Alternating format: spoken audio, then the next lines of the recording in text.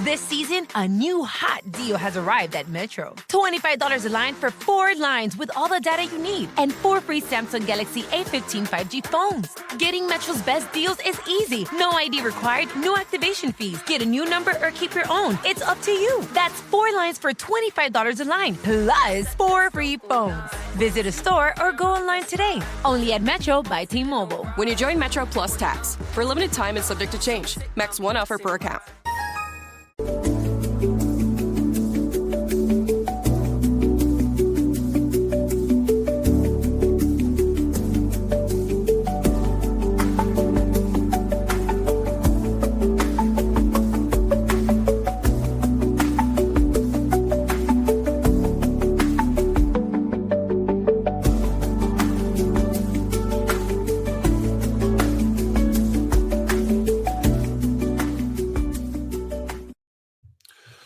Hello, Mavs fans. Welcome back to Pod Maverick Presents Group Therapy. I'm Kirk Henderson, joined by a number of people who already want to join our show. Thank goodness for you. You guys are what powers this secondary show. This is Group Therapy Live.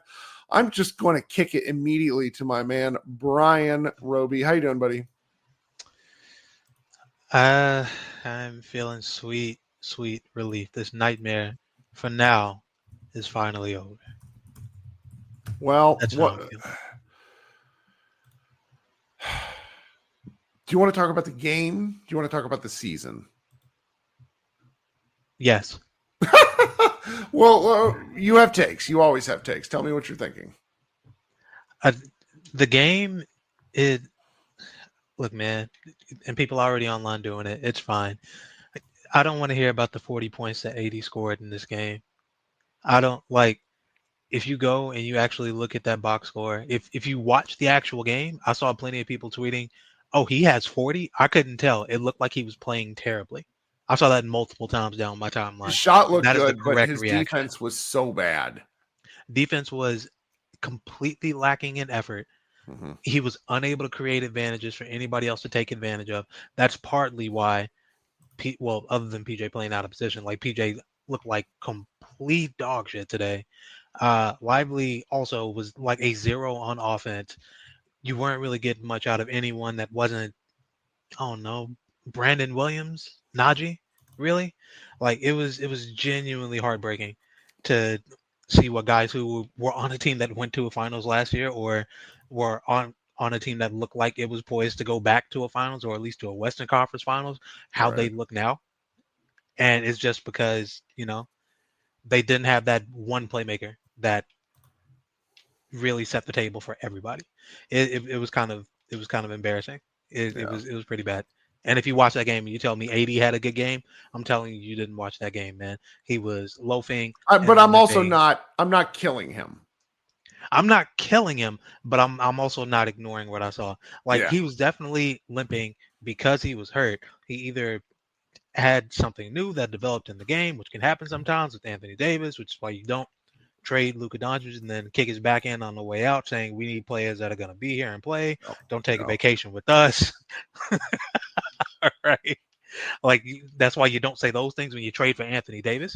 But no, he went out there and he gutted it out. The 9 games or whatever it was that he managed to play for us this season, he shouldn't have been out there playing really any of them the way that he looked. And I give him credit for going out there and wanting to play anyway. Athletes are insane by nature. It is a part of their trade. So, of course, he wanted to be out there. It was the responsibility of the team and the medical staff to tell him, you can't play. You are not physically able. And they did not do that. No, because Nico Harrison is a dummy. He needed to justify his own trade. AD needed to justify fulfilling something that he's not going to be able to live up to that has nothing to do with his abilities. Mm-hmm. He's basically trying to fill, not to be too glib about this, but it's like he's basically trying to fill like the role of an absent parent. Like he can't fill that gap, and nor should we expect him to. It's not fair to him. It's not fair to us. I don't expect him to.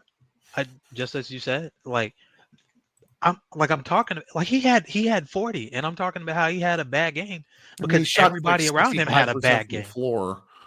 Yeah, and that was with them forcing their entire offense through him for most of the first half, which is why nobody else was able to get in rhythm, and nobody else other than Clay, who is just like a legendarily resilient shooter, who was able to get something going in the second half. Nobody could really get anything going outside of him. Kid thought it was so bad that at one point he threw Spencer out there just to see if it might mix things up. When he had given up on Spencer playing in any kind of important game, as evidenced by the last game where he didn't play a minute against Sacramento. So like, yeah, the game was unfortunate, but it was the ending that we needed. It was what people who aren't in Dallas needed. It was the version of this team that people needed to see, to understand why we feel how we do and why we feel just as strongly as we do about this team and the makeup of this team. Yeah, so I don't care what Richard Jefferson and Dave Pasch or anybody else has to say about what this team could be or anything like that. You know, that too bad. I know. It's team stakes. Well, we're going to be talking a lot about the future coming forward, and those future podcasts will hopefully be have a little more bullish. Look, we're looking forward to being excited about things again. Mm-hmm. It's not today, but it's going to be soon. So we're already arguing draft stuff, and I'm looking forward to being excited about that. Yes. I don't know how, and I got to figure this out with all you guys who I talk about with regularly. One of the things that makes me really sad is that people, some of the comments that I get is like, where it's like, Kirk, you're just so negative. And I'm just like, I don't want to be. Like, it's not, nobody listens to negativity. Nobody tunes into it unless you're a masochist. Like, it's actually better when the Mavericks are good. Mm-hmm. You know, it's better for all of us. Like, we're all happier. It's also literally better for business. Forget good when they're fun. Yes. When they're interesting. And so people tune into that. Yes. And so I'm looking forward to talking about some fun stuff without the context of the ownership, the coaching staff, the general management. So we'll see where we go. We will. We'll see where we go. Brian, you're the man. Thanks for kicking us off. Okay. Hey, anytime, brother. All right. Peace. I'll talk to you soon. All right. Be good. All right. I see my man Jason Gallagher down there, and I'm going to let him jump the line just because he probably wants to go to bed. All of you want to go to bed, but every time Jason joins my show, it makes me happy. Jason, how we doing, brother? Good. You don't have to tell people I'm jumping the line. You could just have me on. No, they won't know. Other guys in the line know, and so I need to justify it to them because I value them. Like, there's a dude in the chat named fucking Dirk. I didn't put him up here. I should have. Dude, shout out Dirk. Shout out that Dirk. guy. So he'll be up here soon. I think. Jason, what are you thinking? Yeah, I think I've been hearing you. You and I've been texting. I've been listening to this show a little bit. I usually get in trouble when I appear on this show. I wind up saying something stupid because you just bring that out of me. But I just like came here to echo two things that you sort of said, which is one, the folks that are like, geez, Mavs fans, like, give it a rest, or Mavs fans, why are you so mad? Or even certain Mavs fans that want to be happy, who I do not judge, who are optimistic about Brandon Williams or whatever the fuck. And like, shout out them. But like, I'm sorry, like you and I, you might be my oldest Mav friend. We have seen it all. Mm-hmm. And one of my favorite things, I have a good buddy. He's a very public Mavs fan, master. He's the man. He and I text so much every day because he basically is trying to tell me that it's ridiculous that I'm out on the Mavs.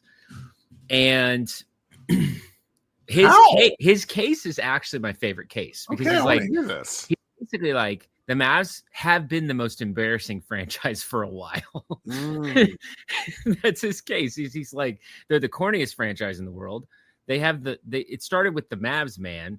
It started with all of these like horrible things that have come out in the public. He's basically like, the fact that this is the thing that turns you, like, it says more about you than, and I was like, you know what? Checkmate. I'll take it, but I think that the point that I'm like, I just sort of try to come to with him is like, yeah, all of that stuff is really bad. This must be pretty bad. That so many people feel this way. I think that's the part where it's like, do you think that like Mavs fans are just like emailing each other being like, let's all act like idiots? Like, no, we all have a very common feeling. Whenever people have a common, it's like an election. When it doesn't go your way, I can't stand people that are like, half the country's a bunch of idiots. No, maybe there's something wrong with you. You know what I mean? That's not to get political, but you know what I mean. No, but it's like you see all these people at the Mavs-Lakers game, and there are so many social media videos of like adults, married adults, children, people openly crying. And it's crazy. Some of those videos were like shared in jest and out of mockery. But then the more you see of it, the more you go, we don't know how to talk about this because it's so hurtful that there's not, you don't want to like dip into therapy language about something that's supposed to be for fun, but it's like, it's so, I've talked about this, like all this stuff happened around my dad, like getting diagnosed with cancer and dying over the same period. And like, I physically can't disentangle my feelings for those two things. Sure. And it's really complicated. Can't imagine. I had zero tragedies during this time. My wife has no idea how to deal with me because I'm such an emotional dipshit, like normally. And then there's like this happens, and it's like you see these people crying at the games, and your first instinct, and this is my first instinct, is kind of a cynical person. When I see that stuff, I'm like crying, and then I'm like, wait a minute, I stayed up from midnight until 4 a.m. on February 2nd, which was the same day I found out about my dad, mainly talking to other strangers. I'm strangers. You guys are my friends. But talking to people all night because I just didn't want to deal with this shit alone. Yeah. And fandom is one of those weird things because it's like you spend so much time on it. And to people who don't get it, you almost sort of hide it because it's weird. Yeah, it's so weird. There are people that come at me and they say this, that, or the other because of my job or because of this. And it's like, yeah, like I do some high profile things. That's kind of all the more reason for me to chill the fuck out. Let's be real. Right. But you should walk away from it, but you can't. But I'm actually like a huge proponent. And the people that have actually taken the time to talk to me about this, the people that are like, whomever, that I've worked with that have taken the time to talk to me about it, know that like, I actually like really believe that fandom is like an incredible thing. And like none of me or anybody would have a job or anything without this kind of passion from you, from myself, from the people that are mad about this trade. And I think that the thing that just, again, I know that Josh sort of referenced the kerfuffle between Jeff and I, and honestly, like we texted like that entire time, and we're good. It ended with "I love you so much, you're the best. I miss your face," that kind of thing. But like, man, I just hope, like, I can't imagine an entire arena of people doing one thing and looking up at them and saying like, "You guys are all wrong." I just think that there has to be an observation inward. And I'm not saying any of the Mavs employees, I listen to Follow L on the ticket. Like, I'm not saying any of them are like wrong. Josh pointed out, like, it's a crazy situation. Like, I don't even blame anyone, but like the fans are not wrong. Like, the fans are not wrong. You can't, like, if it was like a section or if it was that one guy, which it had been, like, maybe you can make that case. But when the entire arena is yelling it, and by the way, it was the entire arena. There was nobody. It was people in Mavs jerseys doing it. It was the entire arena. It was people in Kyrie jerseys doing it. The entire arena was doing it. So I just am sort of like, guys, maybe you need to look inward, and maybe you need to like, a part of the protest is to be like, hey, this sucks for you too, right? Let's change this. And so anyways, so I think my first point was just to say that, like, fans being emotional about this, being sad about this, being angry about this is like, I cannot stand people that are judging that to the degree that it has. It's not a coincidence that this is a leading story on ESPN. It's not a coincidence the Mavs can't appear on national television without this trade being discussed the entire time. It's not a coincidence that an entire arena would I live in Oklahoma. Like I didn't get the memo that everyone was cheering fire Nico. Like it's not a coincidence this is happening at medieval times. It's not a coincidence this is happening all around the United States, that people are looking at this trade saying it's so bad on every level. Mm-hmm. So I think we have the right to be mad.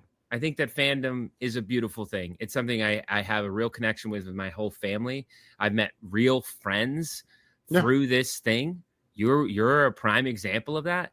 And it really frustrates me that someone came in and took a big old boot to it for no reason. Mm-hmm. That's my first point. I've got one more. Pretty good point. My other point is that the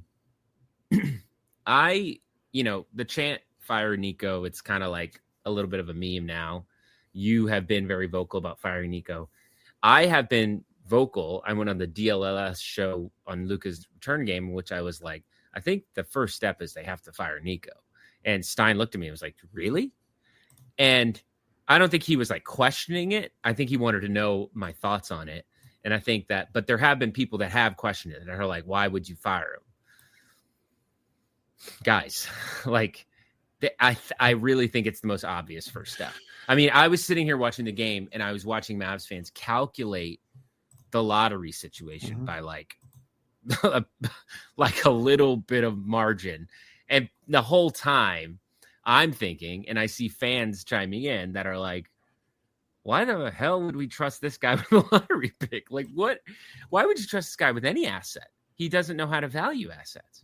Like, just full stop. He doesn't know how to do it. So the whole idea of like not firing Nico, I'm kind of like perplexed by that take. Really. My favorite Stein thing. Yeah. This is just me. Yeah. And guys, you guys got to understand this. Journalists nowadays fall into two camps, just broadly. Yeah. Folks who think it's their job to educate and folks who thinks it's their job to sort of be activists. And they're taught the shit in J school. This is Mark Stein thinks it is his job to inform you. It is not his position to take, it is not his job to take a position. This is according to him, because I've sassed him and pressed him on particular issues. And he's so good at this that he nudges me and makes me feel like an idiot. He was so incensed by what Nico Harrison did with that roundtable in terms of like trying to set the terms, the journalistic terms, that he refused to go. Okay. That's a man of principle. Now, that's not to say anybody who went doesn't have principle. They just decided we're going to keep going and pushing and yada, yada, yada. Yeah. But they have fucked this so bad. It's just a matter of when they figure it out. And the part that makes me sad, me particularly, is, and should be for, people who are listening to this show are diehards. You guys are going to stick with us regardless. Yeah. But when they do fire Nico, we're going to go to a place of apathy. The fan base, like the Mavericks. It's possible. I really think possible, but it's the first. This is what I told. This is what I told Stein on the DLLS thing. Shout out Kevin. I see you. I really like. I don't think it's the solution, but I think it has to be the first step. It's a healing step, man. Even prior to any sort of like thinking about a lottery pick, it's like it's giving. It's having like the insane rage like kid on your street watch like be your babysitter. Like it's like I don't want that. I don't like great. I have coverage for the kid, but like why would I want somebody I don't trust to do this? So I think that it's just step one. It's like step one for me being like, because you tweeted earlier where it's like I'm not. Like Patrick Dunat's he's not gonna fire himself. So like, no, people got to move. Like there's steps in this to what's realistic, and I don't want to tell people how to, but it's just like you got to be realistic. You got to be realistic, and it's like, as far as I'm concerned, it's Nico. Man, I'm sorry, you did the worst thing in pro basketball history. I think you got to go. You can't even sit in your own home games. That's insane. You got to go. You're the most famous person. Did you see what happened? Did you see what happened in pregame today? No. You didn't see? Grant Afseth tweeted it out where a guy was like yelling "Fire Nico." Oh, and they got the warning. Yeah, and they gave him a warning, and it's like this isn't hate speech. Yeah. Nico, let me speak to you, Nico. Let me speak to you clearly. Yeah. Quit being a pussy. This is why I get in trouble with your show. No, you didn't say it. I said it. No, but I'm tired of this Kobe system bullshit. Listen. I went and reread Christian Clark's article about how he asks people what they had for breakfast, and when he worked with Nike, they talked to each other in SEAL team terms. What else? 7 weenies. Well, what honestly, dorks! I would beat up all these people. This fight. I am so tired of these dorks. I'm a big person, okay? I've seen you. But he is just I think given the closed door press conference, like along with the quotes where it's like, I just wish one reporter asked him what he ate for breakfast that morning. Oh my God. That's like the one thing. Tim like, McMahon, where Tim Cato, where are you at, bro? Come on. Shout all those reporters were amazing. Tim McMahon, and this is the other hold on. The only thing I want to finish is that Nico's got to go. It's like no question. Dumont's not going anywhere. He's literally distracted right now. Like a butterfly flew by and he's looking at that. He's fine. He's gone. Rick Welts, I'm a little perplexed by because I'm like, that man is a Hall of Famer, and like people stop it. No, not just call him a Hall of Famer. No one cares. He's a Hall of Fame of business. Who cares about business? He's a L7 weenie himself. Time out. What opinion did you have of Rick Welts prior to this? Nothing. I don't care. I feel like I'm being. Hold on. Just time out. You had none.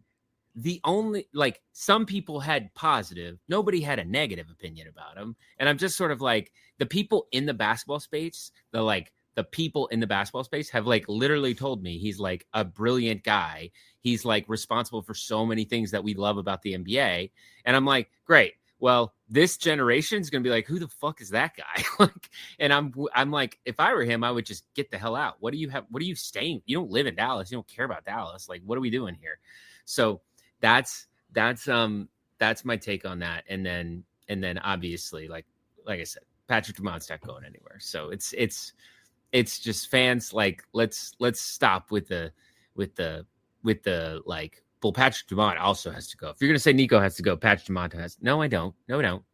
Let's get Nico out. He pushed this. We all know it. That's what happened. And he does closed door meetings or whatever the hell.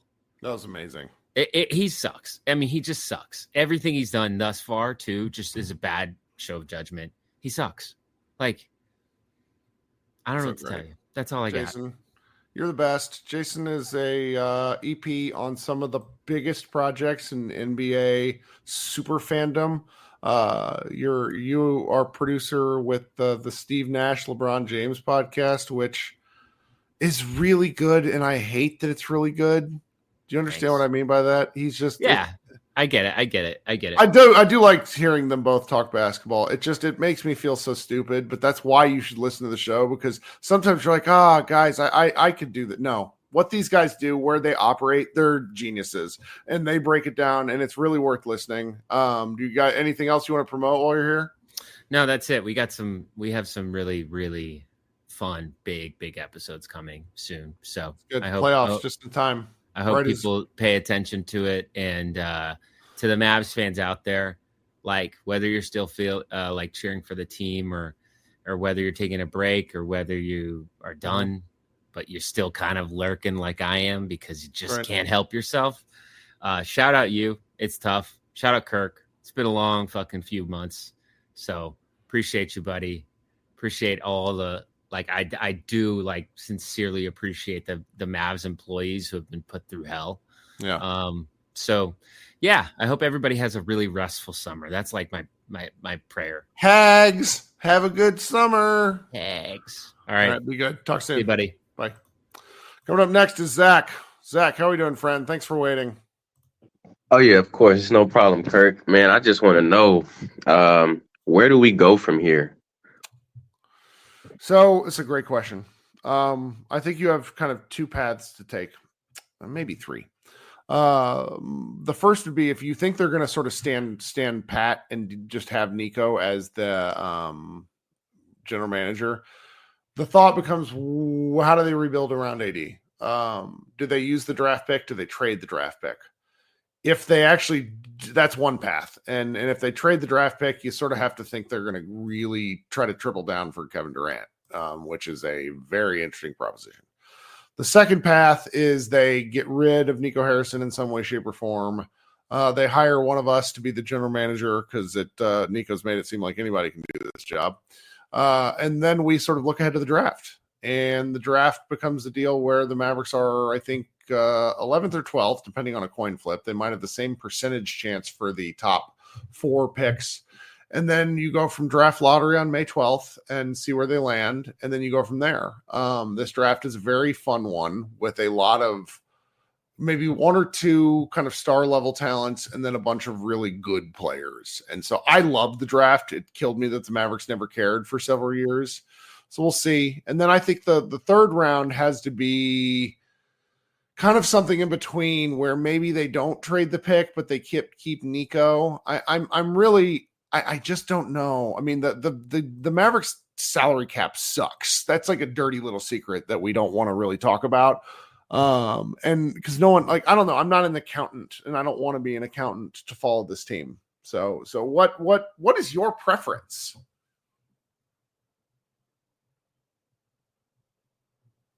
You there, Zach? The best audio. Okay, can you hear me? There we go. Good to hear you. Oh, sorry about that. That's okay. Yeah, I don't like the hand that we're being dealt if those are the options, but I think the only way Nico gets fired before next season is if the Lakers win the championship games, and maybe that'll force Dumont to kind of, realize Nico doesn't know what he's talking about. And then, yeah, man, this media tour has just been so bad. Brian Windhorst goes on ESPN and says, I'm paraphrasing, but he goes, the Luka trade didn't define the Mavs season. It was the Kyrie injury. And I'm like, are you serious? Like, really? Like, I can just tell they've been briefed, and it's kind of annoying just to keep the Malika Andrews interview. That hurt. The Adams. Oh man, the Adam Silver one. I actually started thinking that my conspiracy friends, like you said, were on to something. I'm like, because my friend, when the trade broke, he was like, this has something to do with ratings, and but I'm like, why would Nico give a fuck about ratings to trade? It has nothing to do with it. It has to be something else. And so the conspiracy wasn't. The conspiracy would have to be like really far reaching. And if this were the 90s without Twitter, I might lean in on it a little more. But I just, because it boggles your mind. They're like, okay, there's just no way that Nico could think that AD is better than Luka. And he just does. Like, he very clearly does. Like, he keeps saying it. And there's a lot of people that don't want to hear that. And it's just like, oh, well, he was clearly getting pushed by Patrick Dumont. I want you to stand Nico Harrison and Patrick Dumont side by side. I promise you, Nico Harrison has very little to say about Patrick Dumont. He doesn't consider him in his choices. Nico Harrison is doing exactly what Nico Harrison wants to do. Yeah, I think he only involves him when he needs to manipulate the decision in his favor, like he did with the trade. Tell him just what he wants or needs to know because he doesn't know basketball. No, I mean, you trust the guy you hire. Yeah. Well, I mean, yeah, I guess. I mean, he didn't hire him, but yeah. He did resign him to a contract extension. That did happen under Dumont's watch. So this is tough. Very, very. I'm gonna be very interested to see where we go from here, man. I just wanted to get on here and say a few things, but we're gonna just go through this together, man. But all right, man, I'm gonna hop off of here. Please come back at some point. I'll be hosting more of these during the summer. I love talking to Mavs fans. Thanks so much, Zach. Talk soon. For sure. All right, we're just going to go in order. My guy, Sudarshan, is next. But first, I'm going to insert a couple of ads just because that's sort of where we are in the process here. So I'm going to leave a little bit of a gap. Do me a favor and listen to those ads.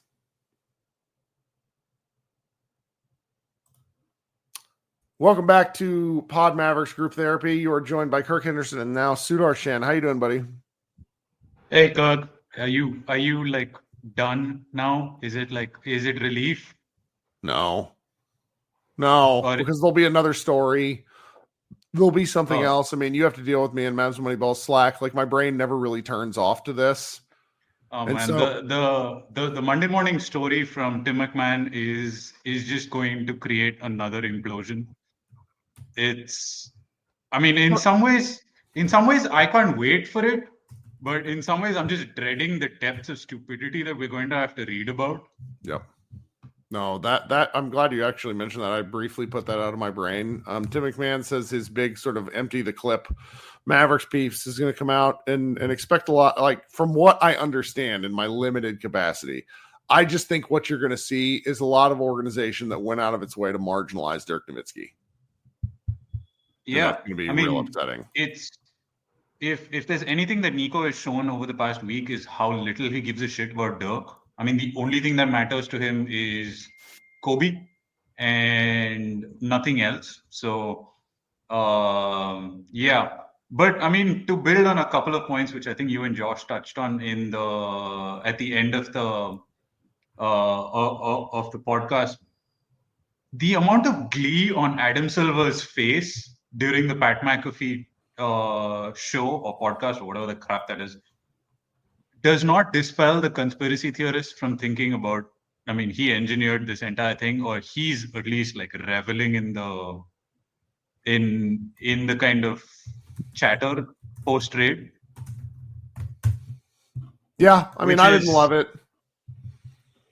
First of all, it's an indictment on how sad Adam Silver is as a league commissioner, that he goes on the Pat McAfee podcast to actually talk about the state of the league pre-playoffs. I mean, David Stern isn't doing shit like that ever. It's very painful. I mean, it was sad to watch. And another thing that I wanted to speak of was, and we've spoken briefly about this on the Slack, is the kind of softness, or I mean, I don't want to say, I don't want to use the other word for it, but how soft the NBA is with regards to fan conduct and how touchy they're being about this entire thing. It pales in comparison to other sports.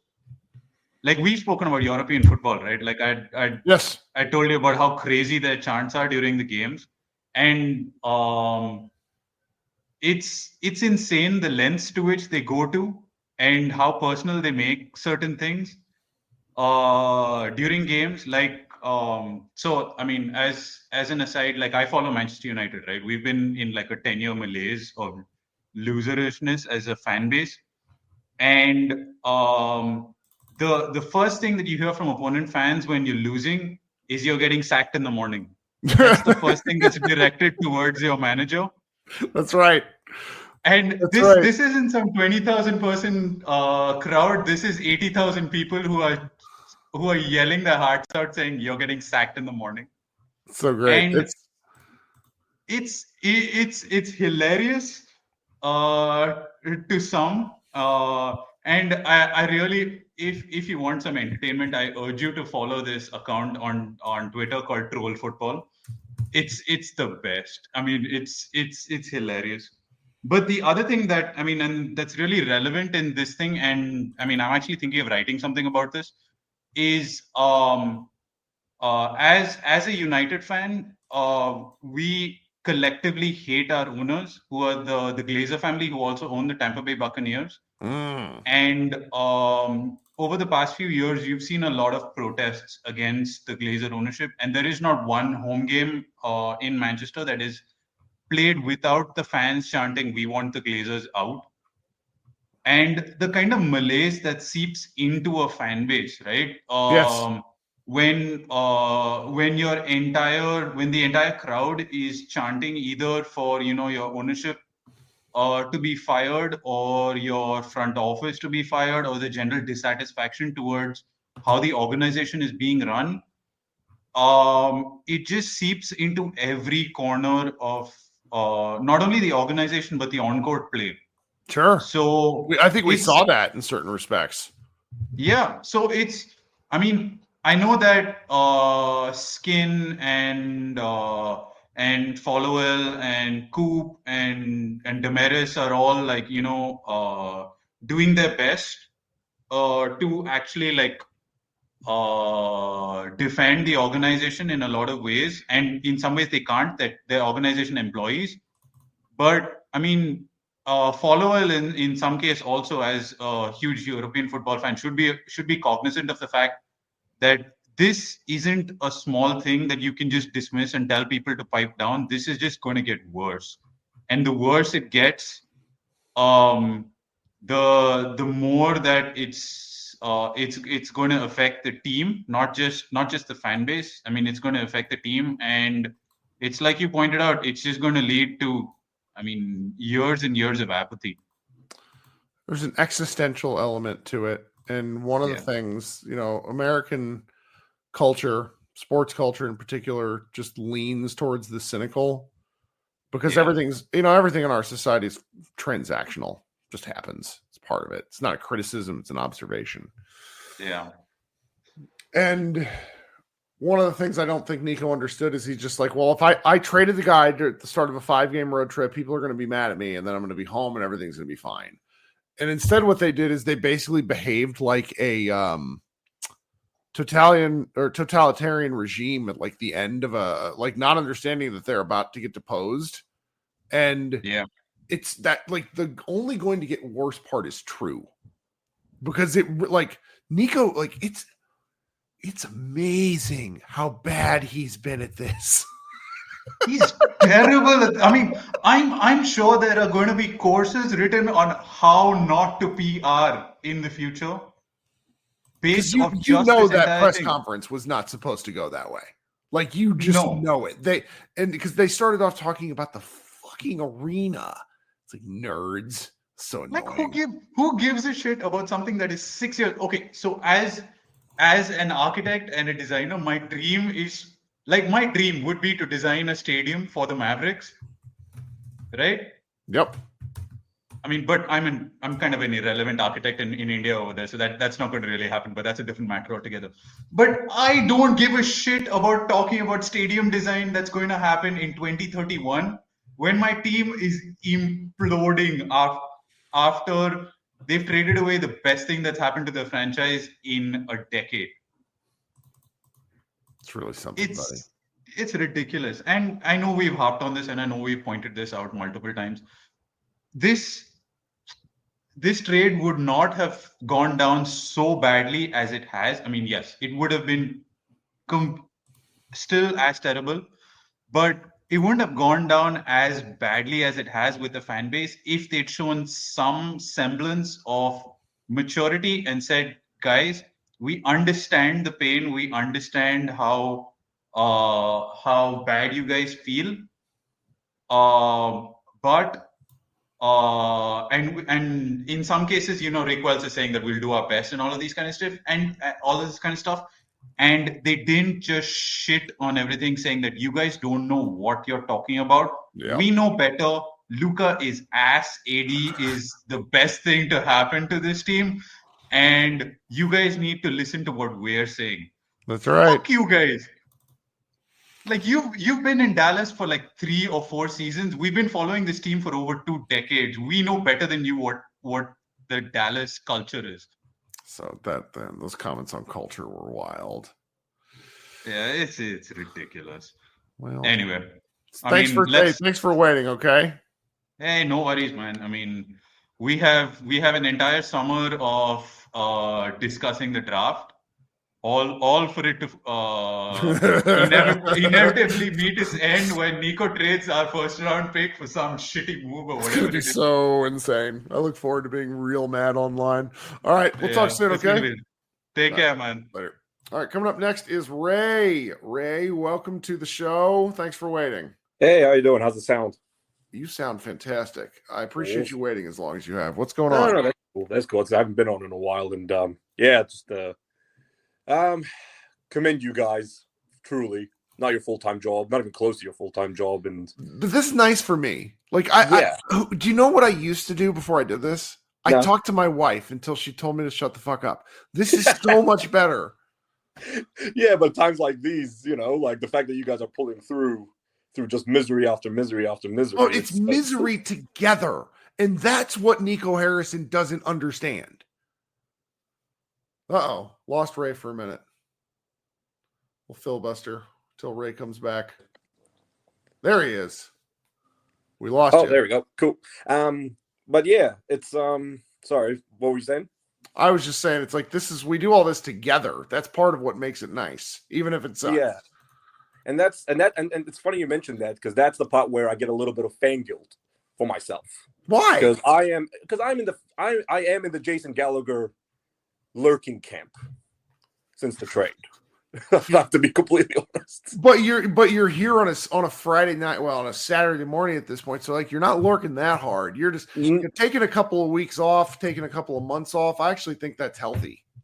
Yeah, but I'm actually in the kind of bitter ex-girlfriend mode. Like I'm out. I can't. It's tough because I've been a Mavericks fan since I was 13 years old. So the whole like, oh, you're a Luka boy, that's irrelevant. Yeah. But after the trade happened and the way it went down, when they won in Boston, do you remember that game? Which year? This year? No, this year. After the trade, they win in Boston. Yes. Yeah. That game was wild. That was the true test where I was like, how am I going to feel? And I felt okay. Nothing. Yeah, don't blame me there. Yeah, and the word fan, the idea of fandom, and this is the 2 points I want to make. It. Have you ever thought of any scenario quite like this, where it truly tests the idea of fandom, especially when it comes to team fandom versus player fandom? I mean, I really haven't, because, and I've talked about this, like it's like there's a sense of like imposter syndrome of doing something like this, where it's like, why am I doing this? I'm not a professional. But then it's like, okay, well, I'm not a professional. Maybe I should quit. And so like I think about this a lot. And that was before Luka even got traded. Yeah. and then Luka gets traded, and it's like, wait a minute. Fuck. Why am I doing this? Yeah. So yes, I actually do think about those things a lot. Yeah. I don't think there's been any example in sports history that tests people's idea of that quite like this. Because we're used to the other side. We're used to superstars having a moan and a whinge and the organization being in handcuffs. I don't think I've ever seen it to this level flip the other way around. Yep. And it really shines a big spotlight on two main things. And one's Luka related and one's Anthony Davis related. Okay. The Luka related one is, if you even a diehard Mavericks fan, or maybe a not from Dallas Mavericks fan like me, what is the limit of our loyalty to a team? And I think for me, it's that is the only way this happens. And I mean, obviously, I've got political reasons with Adelson's being from where I'm from, but I won't get into that. This was, and again, I didn't find out a lot about the Adelson until after the trade, and I found stuff that affected me as from where I'm from. Right. And so that I wouldn't have even thought twice about it. Who are these people before this trade happens? Regardless, this was the only moment that I was kind of like, I am following a player, and I was never that guy. I was a team loyal guy. That's sure, me too. Yeah. And now I'm kind of doing this spiteful revenge watch on like, I like the guys. I don't want them to fail. Never been an Anthony Davis fan, but I like the rest of the guys. I don't want them to fail. But unfortunately, if they succeed, Nico succeeds. Mm-hmm. Mm-hmm. And he's going to put it all in our face and say, ha ha, look at me and look at you guys. Petty, I know. Yeah. And it's so disappointing. Is what it is. It feels like a waste of time. Yeah. And I hate that. I know. The Anthony Davis part is the really interesting part of it too, as well, which is, and someone was talking about this the other day, and he said Anthony Davis could be the biggest hero in Dallas for this situation.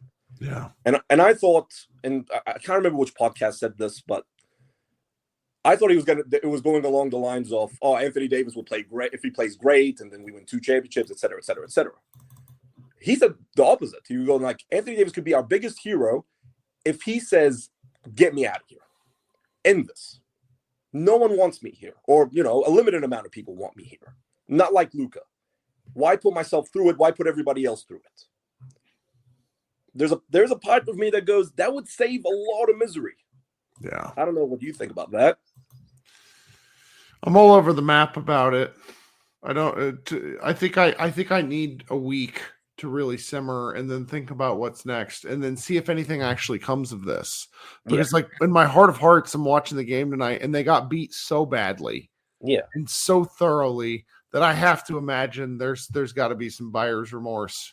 Yeah. And you're seeing Anthony Davis limp for 3 different reasons in one game. Yeah.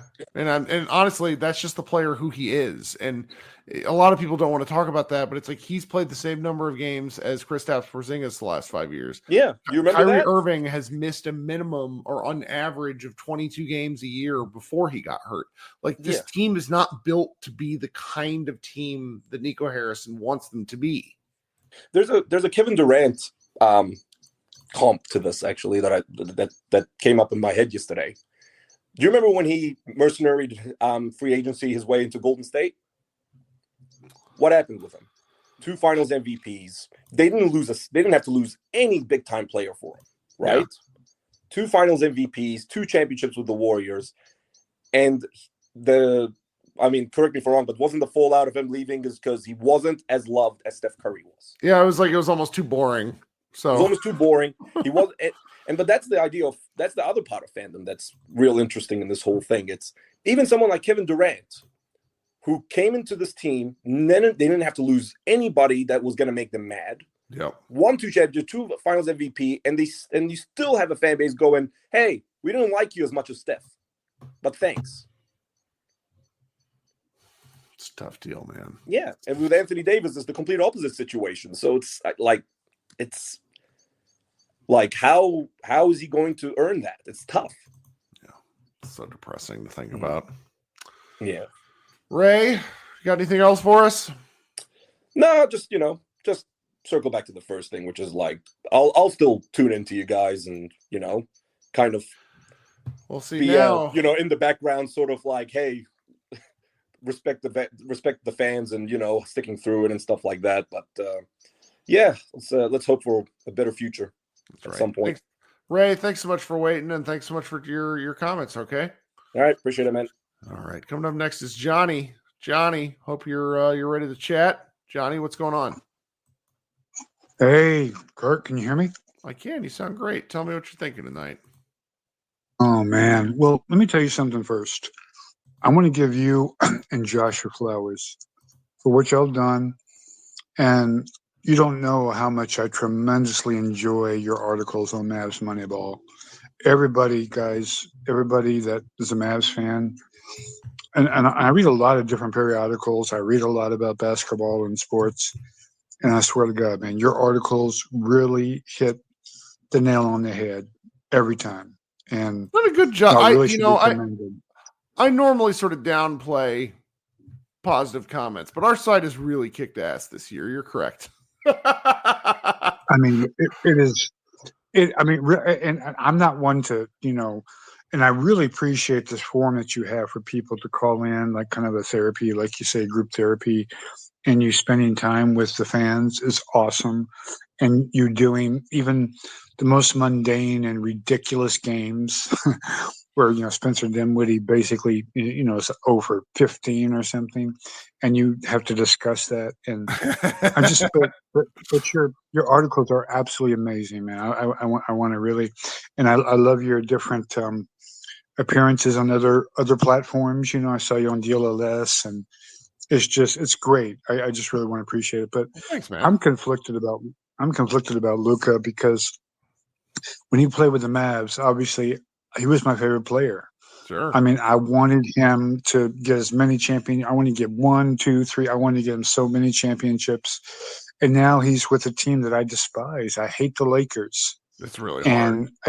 And I used to love Istok Franco because Istok Franco would be everything about Luka. But now he's doing that with the Lakers. It hurts, and it's man. making me – it's really hurting because I used to love reading his articles and reading all the stuff on Twitter about him and about Luka. And now it's like I can't believe I'm saying I want him to lose, but I want him to do well, but I want the Lakers to lose, you know? It's such but I'll tell you, like it's a paradox. It's like I want Mhm. Luka to win, but I also want the Lakers to fall into the ocean. But this is the biggest thing, though, is that Luka could have won 3 championships with the Mavericks. He would never get the publicity that he's getting right now, and hasn't even won a damn thing. Yeah. On ESPN every fucking night, you know, having, you know, interviews with Malika Andrews, who I despise. I cannot stand her. I cannot stand 1 second of her. And, you know, it just, and those people with ESPN, I'm going to really like it when the TNT guys go over there. I'm going to see how that works out, because and people are saying that Charles Barkley isn't going to want to stay. He's going to want to quit because of just the crap that goes on. I mean, it's like La Media, La ESPN. LeBron James has such a hold. He has a hold on Adam Silver too. I don't know if you saw the Pat McAfee, and you cannot. I hate to say this, but I'm not going to say they saved the NBA, but this trade completely just metamorphosed. It just completely did a 180 of where the NBA was going. People weren't giving a shit. Luka wasn't playing. He was injured. Your Mavericks were doing okay, but they were kind of doing half-ass. And all of a sudden, he gets, you know, booted from the Mavs onto the Lakers with an already pretty good team, and JJ seeming to figure whatever he's figuring out. And now you have the Lakers and what they're doing. And I mean, that game that they, you know, the first game against OKC, I mean, they blew out OKC. I mean, and then people will say, well, maybe, you know, they didn't really have a lot to play for, but you just wonder, man. And I don't know. How far do you think? I mean, I hope to God they can't win a championship. I don't want LeBron. See, my thought is that this is a conspiracy to get Luka, because LeBron's going to have 3 more. He's going to have 2 more years, including this year. They're not going to give him another contract. So he's got this year and he's got 2 more years. If they win this year and they do a fucking three-peat, then guess what? He'll have 1 more championship than MJ. And, you know, he could have 10 championships with Luka, and he's still not going to be the greatest, because, you know, MJ's the greatest, man. I mean, 6 straight championships, no losses. Matter of fact, they didn't even go to a 7th game in a championship series. You know, everything was in 6 or under. So I don't know. I just I'm conflicted, because I really like Luka, and I'm happy for him. I'm happy that he's getting publicity, and all these people that were saying how fat he is and he doesn't play defense, and, you know, Brian Windhorst absolutely scathed him after Game 3, which he wasn't wrong to. He wasn't wrong to. Well, I get if you don't so? like it, but he would, like, Luka did lose us that game. Like he was why we were in it. He was why we lost it. And that's the word. That's kind of the challenging part of Luka Doncic's experience. But it's like, you'd still rather have that guy. Yeah. Oh, I know. I mean, he could be, you know what? I swear, he is so good. He could be 350 pounds, and he could still score 25 getting out of bed. He is that talented. He just knows the game. He's skilled. I'm going to tell you something else. I really wonder if Nico and the upper management, if they saw, because, you know, Luka was injured so long during the season, right? He missed so many games. They beat OKC twice without 3 times, him, I believe. 3. Or 3 times. 3 times. You're right. And the way they play these really upper echelon teams and beat these teams without Luka. And then if you look at last year, Luka was great, but Lively and Gafford and PJ Washington was the reason they won the OKC series. I mean, he completely dominated with defense and with shot making. And they're stupid enough to think that, I mean, they just took Luka for granted. You know, heliocentric player, you know, hogs the ball, whatever, you know, shoots and does, you know, and they thought that, these great, you know, and he's probably so egotistical. He thought, my trade, you know, me getting PJ Washington and Gafford is what really did it, and getting Lively, you know, without thinking about, well, dude, those guys don't mean shit without fucking Luka. And you're seeing it now, because with Luka's making that center for LA, you know, a double digit score, you know, and it's just, I mean, I really wonder if they thought that, well, maybe we don't need him. Look how we're playing. I mean, I wonder if they went into it. You just have to wonder about that.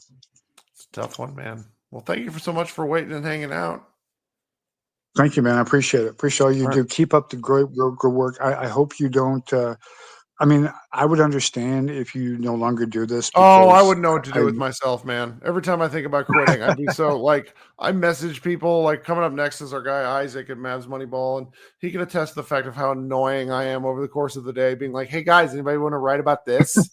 And so it's like, I wouldn't like, what would I do? Like, text my friends and be like, "Does anyone want to put things into a notes app and send me an email?" Like, come on. All right, Johnny, we'll talk soon. Okay. Thank you, buddy. Take care. Have a good night. I'm going to insert some more ads. Please listen to those ads if they're in there. If they're not, life goes on. And then I'm going to bring Isaac up, and we will be right back.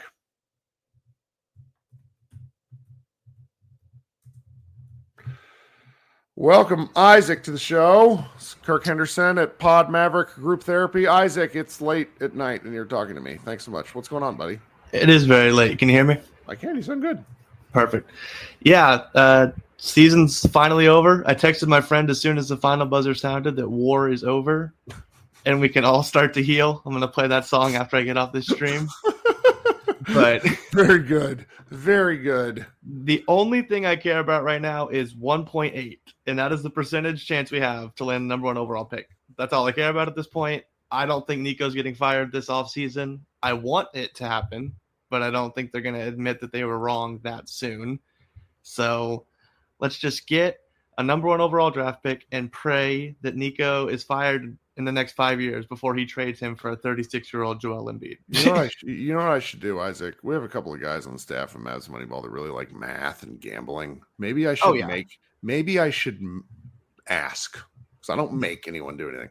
I should request someone and tell me what the chances are that the Mavericks would only have fallen in the draft up until this point in their history. Because that's what's happened. They've either stayed in the same spot or they've fallen. So what are the statistical chances of that? Now, I start thinking about that math and I want to barf, which is why it's not for me. So maybe, but that like realistically, guys, why not us? Why not now? Why not us? We need it. We deserve it. The hell we've gone through in the last 76 days, like, we deserve it. Mm-hmm. That's 100% where I am. It's 100% where I am. So what else are you thinking, buddy? I'm ready to talk about the Wings. Yeah. You're going to be doing some Wings coverage.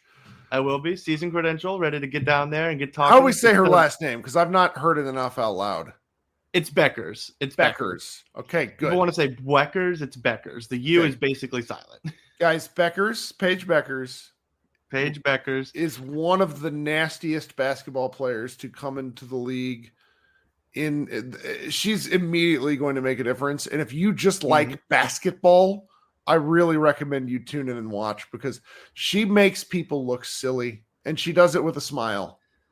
If you think Caitlin Clark was phenomenal, just wait and see what Paige Beckers is going to do with this fan base. Like Josh said, he said it a couple times on Twitter. She's got an opportunity to really cultivate almost a cult-like following with these fans that don't know what to do with the Mavericks, but they still like basketball. Yep. And there's going to be games at UTA, College Park Center, for like $20.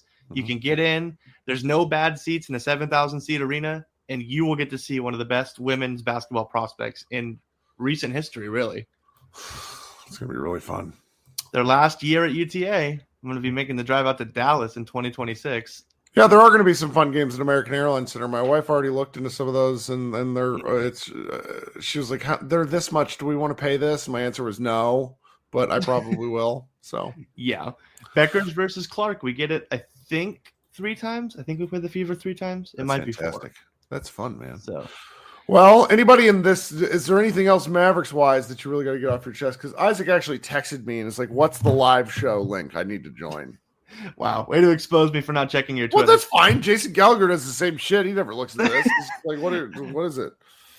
I know we've all talked about the big man article. I know there's been a lot of conspiracies flown tonight, but it's just, at the end of the day, you wrote about it a couple of days ago. I wrote about it right after the trade. This was Nico Harrison's magnum opus moment. He thought that he was going to be this like amazing guru Moneyball type scenario where he was going to make the trade that nobody could understand. And it wasn't that. That's all it was. It was a GM thinking he knew better than the system. Yeah. And it Which sucks, is hard to but do. It's where we are. Yeah. It's very depressing. But go Mavs. I will unfortunately root for this team until I die. That's right. This has taught me that there's nothing that will take me from this team. So I will root for the players and root for the front office to just sink into the ocean. That's right. Isaac, talk soon. Everybody look for Isaac's work at Mavs Moneyball. Talk soon, buddy. Sure. Have a good one. Thanks for having me. All right. Coming up next, my man Matt, who is on the East Coast, and he's been waiting too long to talk. What's going on, Matt? What's up, Kirk? 2:20 in the morning. Got to talk basketball. Nothing better. You're a hero, is what you are. Thanks for staying up late. What's going on? No problem. I just got a couple of things real quick. One basketball and then like 2 quick interview points from the Luka interview today. If they're really going to do this, I hate to say this because I still watch all the Mavs games and I love PJ and Lively, but if you're playing AD and with this style, you got to get rid of Lively and PJ and get whatever assets you can to build around. Like, they just don't fit at all. It's like crazy to watch. Like, he wants to play 4, and then the only time they started being effective is when AD played 5. It's like, what are we doing? And Lively especially. Like, Lively is not a dunk. You do not put him at the dunker spot. Like, he's probably the best. I told my buddy tonight, he's probably the best small ball center in the league, if that makes sense. But as soon as you put another big in there, he's done because that's what makes him good. Like, it's just crazy. But I'm like, if you're going to do this, but to be fair, I don't really want to talk basketball. I just had to bring that up, like, if you're going to. But sure. One thing from the interview was, of all the things that made me mad over the last couple of days, one of the things that pissed me off more than anything, in the Luka interview with Malika today, he said that Nico didn't even call him the night of the trade. Like, I don't know if your mother said Nico called him the night of the trade, and then Luka didn't answer. So, which is fine. If that happened, then that makes me feel better. But it almost was like, knowing him, I don't know if he did, because I don't know if you, growing up, my mom would be like, live with your choices, like, stand up via, like I don't know. If he didn't, I was going to ask you if you really believe that he didn't call him or not. But that was. I believe he tried to call him. I do. I think that Nico's business manager got to him first, and he was like, "Fuck this! I'm not talking to anybody." I figured. I was asking. That was one question I had. And then, of all the things from that stupid Nico like town hall meeting, I know this sounds funny. The thing that pissed me off more than anything was the CEO talking about the stadium like 2 seconds into the thing. Like, are these people just clueless? Like, are they just deranged? Like, 2 seconds into the interview, you're saying you haven't covered the. Are you fucking kidding me? So let's at least. So how that town hall happened was Patrick Dumont told him to in like mid-March, and then he put it off for a month. And then the clock ran out, and he had to do it before the season ended. And then he brought along Rick Welts as cover. And Rick Welts has been trying to help him in certain PR forms, and it's just embarrassing. I think it made it worse, though. Like, I'm not trying to be – I knew Nico was going to say that crap. Like, I mean, it's not great, but you just know it. Like, he's deranged. But for them to say that the stadium, like, are you – like, that was just insane to me. Like, I'm just, what the hell? And then last thing, I can't believe I'm ever doing this in my life, but can you really blame Adam Silver? Like, I watched the Pat McAfee interview. Like, I don't think there's a conspiracy theory. Like, I mean, I think he's like, oh my God, the team is this stupid to trade Luka to the fucking Lakers. Like, I'm not trying to be like, I think he's dancing. Like, I'm not trying to be, I just think that Nico's the biggest moron that ever existed. And it's going to be like, it's just, I just still can't believe it. I'm sorry. I'm like bringing it up. So keep bringing it up over and over again. It's just think about it. And you're like, what the fuck are they doing? Sure, like, and it totally changed the league. Like, the league is, I love basketball. NBA is what I watch. I have people talking to me. I've been talking to years talking about basketball now again. Like, it totally saved the league. Like, it's not fair to you guys, but you know, that's where we are. Do you think that he'll get fired if they make a run? The longer the Lakers go, the worse this has to be. That's my opinion. So I'm going to be shocked. Yeah. So one last thing before I go, I just wanted to thank you for everything. Over the last year, I still listen to your show all the time. I wanted to tell you a quick 10-second story. I don't know if you remember this. Last year during the playoff run, you told me to go to that Clippers game. Yes, 6, you went. Yeah, me and my sister were talking about it today, packing up for college. So just want to thank you again for giving me that advice. I still listen to you every day, and you're the man, Kurt. So have a good night. I say this, and I never go to games myself. I'm always like, everyone go to games, and I'm like, I don't want to go. It's hard. Hey, that cross country, this cross country fight was worth it. So have a good day, Kurt. You too, buddy. Talk soon. Okay, Pesh, you've been waiting forever. Tell me what's happening. Hey, Kirk, can you hear me? I can. Oh, great.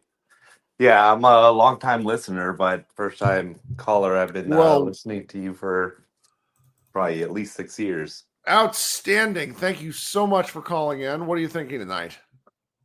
Well, I've been thinking about calling in. This is my first time, but, I really think that I'm really upset about the trade, first of all. That was like a horrible trade. And kind of what you mentioned, like you were going through a lot with your personal situation. I was actually going through the same thing. Like me and my dad were like watching the games. Luka really like brought us together at the end of his life, and then he passed away, and he meant a lot to me, and I'm really upset about the trade, but obviously I understand, whatever ended up having to happen, but I don't think Nico really understands like what Luka really meant to the community. I think a lot of people had a lot of things going on. COVID was going on. A lot of people went through a lot of stuff during that time, and I think Luka meant a lot to. Well, it's so confusing because he so clearly formed a very close attachment to Kobe Bryant. Whether that attachment was two ways, I'll never know. But he had that attachment, so you'd think he would understand, and he just very clearly doesn't. And it's very sad and frustrating. It really is. But, a few other thoughts, and I'm like all over the spectrum here, but I think what Luka going to the Lakers, I think that's actually going to be the best thing for him in his long-term career because, I think Nico really emphasized like guys that are going to go out in the court and like go all out, right? Like, and I think Luka he was so great that he could just create and like be amazing regardless. But there was not that like motivation for him to like really push himself. And now he's going to really have that chip on his shoulder. And I think him being paired with LeBron, I actually think we'll probably end up seeing a better version of Luka long term than if he had stayed in Dallas. I know that's a crazy take to take, but I do think that's true. And then last crazy take I'm gonna have is like Nico. I hate fucking Nico, right? If I like ever see him, I don't know.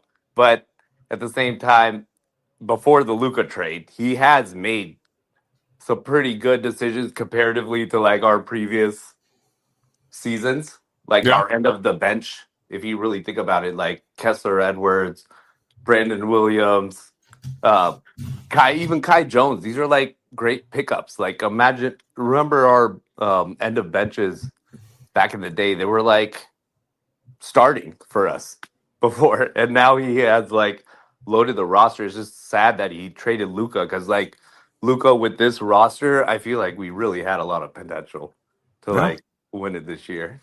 They did. They were. He built a team for Luka and then traded Luka.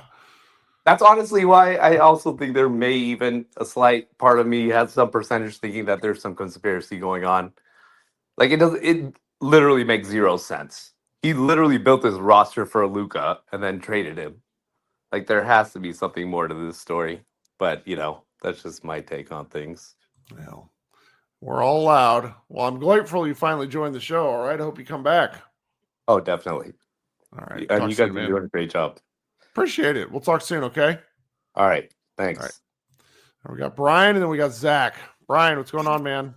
Oh, what's going on, Kirk? Can you hear me? I can. You sound good. Okay, good. A little sauced. I had a few drinks, but it's the end of the season. That's how we come to. I just want to say thank you for you and Josh and the whole staff for every year coming out with stories and stuff to read.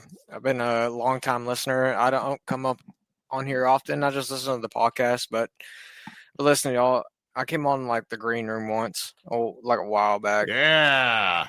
But I'm just like a closeted listener. I listen to y'all before I go to work and stuff like that in the mornings. But grateful we're part of your routine. It's been a really long year, and I'm glad that it's come to an end. Honestly, I'm like 29 years old, but like the very first year I started watching the Mavs was like Nash's last year in 04. One of my best friends, his dad was like a big Mavs fan, so like I would always go over to his house and we'd be watching the Mavs games, and that's like how I fell in love with the team and stuff. And it's really sad that our team is the laughing stock of the NBA now. And it's horrible. We have pity. I don't want pity. I don't understand how we got to this point. It's really frustrating. It's the worst. But I don't know where we go from here. I don't know. We'll fire him, and then we can figure out what's next. But if they don't fire him, then we can figure out that too. There's a lot of people that were like, can maybe say like bad stuff about Luka's like game stuff, but whenever I've been watching AD the past like few like his games he's played, it's like half the time he's like people were like ragging on Luka about like jogging back up a court, but like AD had like 2 nasty like cherry picks tonight where he's just like jogs halfway back to back court. Right, he doesn't get past half court for very different reasons. Usually because he's on the ground. I don't want to hear any Mavs person that's like a credentialed person talk about or even say anything about Luka's how the team was complaining about his conditioning. It like after what I've seen AD do, like it kind of like I'm off the AD. I'm not looking forward to hearing. And I try to like really hop on it because it's just my love for the Mavs. Like try to believe in the team, but be mad at the front office, but be like believe in the team. But like I don't know. Tonight was really bad. That's all I can say. Tonight was really bad. Well, I'm grateful that you hung out to talk with us. Okay. Hey, I saw you were on super late, so I was drinking some drinks, playing some games, and I was like, I gotta come on here, maybe say something. Right. It's the end of the season, but have a good night, Kirk. You too, man. Talk soon. Okay, coming up last is Zach. Zach's been waiting forever. Zach, you're going to close this out. What's going on? Hey, Kirk. Yeah, also on the East Coast. Appreciate. Sorry. No, it's I couldn't sleep. Last time I was on here was the night of the Luka trade. Yes. Which was literally the first time ever in my life I straight up did not sleep. Like it was literally I've had nights before, like where you only sleep like an hour or 2 hours. I literally did not sleep. I was at because I'm in business school in New York. I was at literally my friend's wedding, my business school friend's wedding, like in Midtown Manhattan. That night I was like, vibe. Yeah. So I will forever be linked. And I'm just sitting in bed right now. This is on my wall. That's a Dirk Nowitzki autographed jersey that I go to bed looking at every night. I like, just to be totally honest with you, like I've tried really hard to just like stop caring about this team the last not out of any like desire to not be a fan, but just I just like it's so disrespectful like what happened and everything. I thought about you earlier tonight when McMahon, because I've been waiting for this McMahon article to drop. And I'm like, McMahon will probably release it right after the game. And he's like, I'll release the article Monday morning. I think about all your tweets where you'll just be like, I'm trying really hard to move on from this, but something new comes out every day. And, I bought Luka Lakers shirts just because I like being passionate about this. It's fun to be passionate. My wife bought my son a Luka jersey without my knowledge for the Lakers. And so he's walking around the house in a Lakers Luka jersey.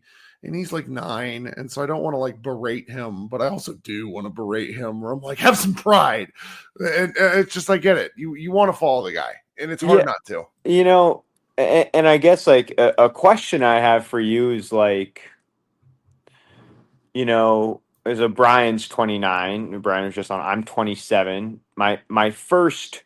I vaguely remember the Mavs 06 finals. Like, I barely remember it. Yeah. I barely remember. I remember, like, my dad. Like, I'm the biggest Mavs fan in my family, but my dad was, like, a casual Mavs fan. So, like, I remember seeing it on the TV, but I was more into Pokemon and GameCube and, like, Mario Party then. And then it was 06, 07 when I really started paying attention to the team. Coincidentally was Dirk's MVP year, and it's I remember like staying up at night watching the Warriors beat us. Ugh. And, Horrible feeling. And so if you just think about like what my history of the Mavs has been, I know you had to suffer through the 90s, but like before that, like leading up to that, like I have no memory of the Nash Mavs. I have a sister who's 4 years older. Steve Nash is her favorite player because she got to see Nash on the Mavs. But it's like 06, 07 crushing, and then 07, 08, you know, losing to the Hornets, and then Avery Johnson gets fired, and then Carlisle comes in, and we make it past the first round once and then lose to the Nuggets the year like in the 08, 09 season or 09, 10. That was the tough one. That was the year Dirk got, or was that in 09 and 010 or 09, 10 where Dirk got the thing about his like his scammer girlfriend? Yeah. It was one of those. So if I recall correctly, I think it was Carlisle's first year, and Carlisle's first year was 08, 09. Mm-hmm. So that makes sense. Because, you know, I've only seen the Mavs make it out of the first round. It doesn't happen that much. It's really only happened like 6 times in the past 25 years. And, you know, I remember, you know, I go off to college, and I go to college in the Bay Area starting in 2016, and I have to live around a bunch, you know, like literally the KD Warriors.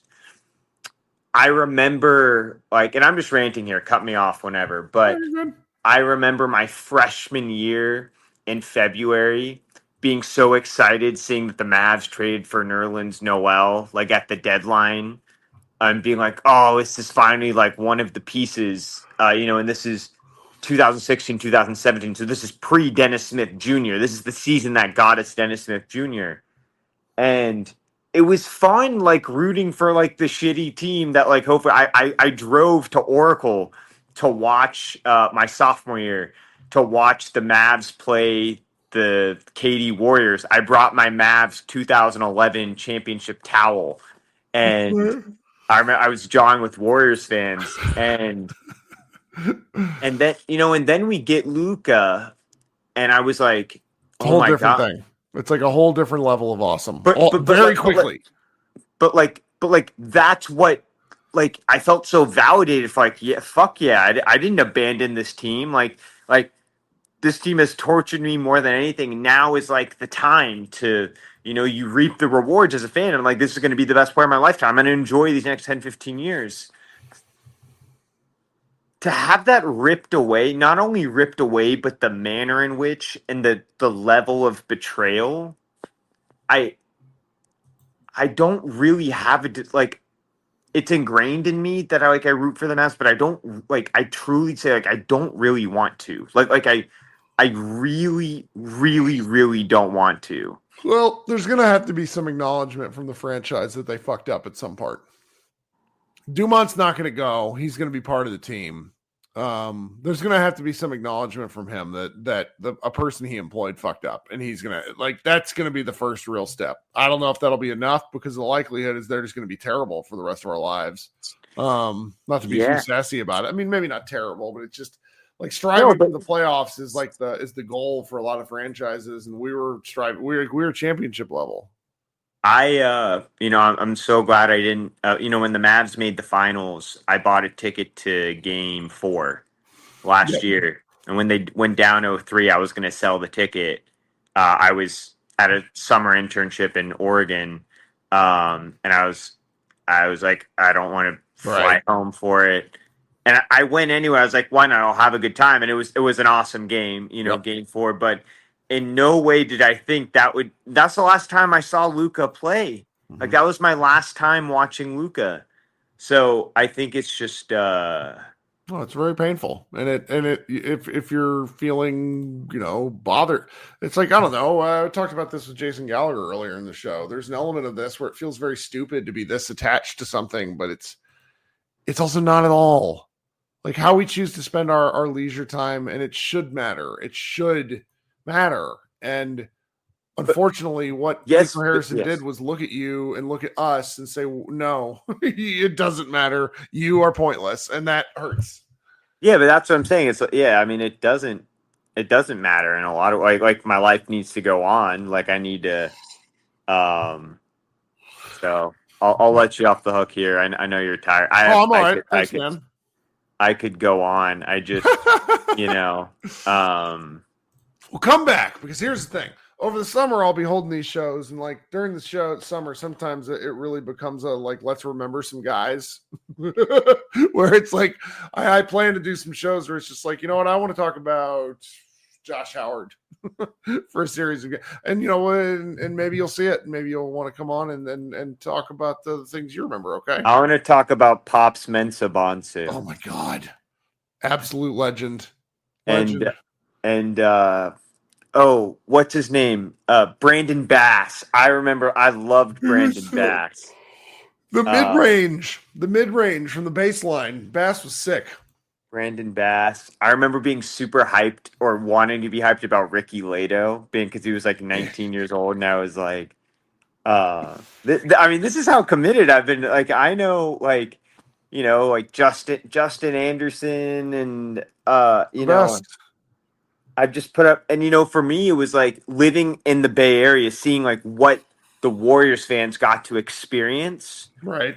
And I loved my team. I frankly loved the Mavs more than the average person loved the Warriors, because they were just on the bandwagon. Like people couldn't speak to the Warriors the way I could speak to the Mavs, and the Warriors are really good. So anyway, thank you for doing, all these shows. I do feel for you and the Mavs Moneyball team. Like I know you guys are going to keep going, but it's not fair what happened. I appreciate you guys. It just hurts. I don't think I'm ever gonna. I really don't think I'm ever gonna get over it. I'm young. This is one of the most traumatic things that's ever happened in my life, and that means I've lived a very good life. If this is one of those things, but this is I really don't want people to minimize this. I really don't. Like I had to explain it to my then 8-year-old son, and it's like that's one of the worst things I've had to do. Like it was horrible because it makes sense. I'm in New York, and it's these East Coast people, and I've made a lot of friends from New York. And one of my friends is a Jets fan. He's like, dude, the Jets have been awful forever. and I'm like, it's not just that the Mavs aren't good now. It's like what happened. I was like, imagine if the Jets had Patrick Mahomes and then just sent him away. And they do. Okay, so the Chiefs just lost in the Super Bowl. Imagine if they traded Mahomes for, ironically, Dak and a first-round pick. Yep. The worst. All right, man. So, thanks so much for hanging out late, okay? Yeah, I appreciate it. Thanks, Kirk. We'll talk. Have a good one. Sounds good. Guys, great times. Good times. Noodle salad. Sorry, I don't know why I randomly think about the movie As Good as It Gets every now and again. Luka Don Thick, that's quite the comment. Not going to post that on the screen, but I'm glad that I can satisfy. This has been Kirk Henderson with Group Therapy and Pod Maverick. Everyone be good. We will talk to you guys soon. And I would say go Mavs, but stop Mavs. Bye, guys.